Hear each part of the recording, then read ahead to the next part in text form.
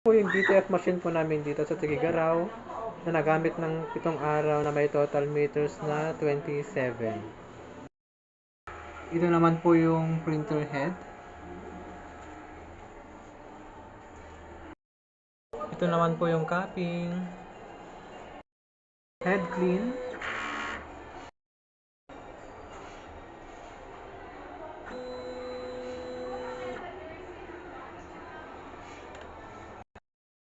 check,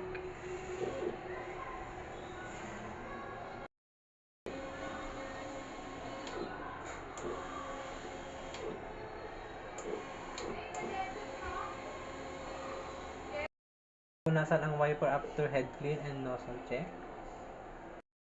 Ito naman yung ink tank area, ang ink system level is tama lang. Ito naman yung waste tank na lininis noong Friday. Ito naman yung AVR. Ito naman yung ground wire. Ito naman yung stock namin ng used ink, unused, DTF film, and DTF powder.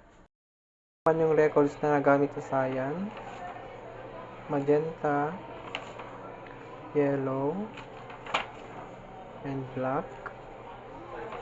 Ito naman yung DTF ink, white,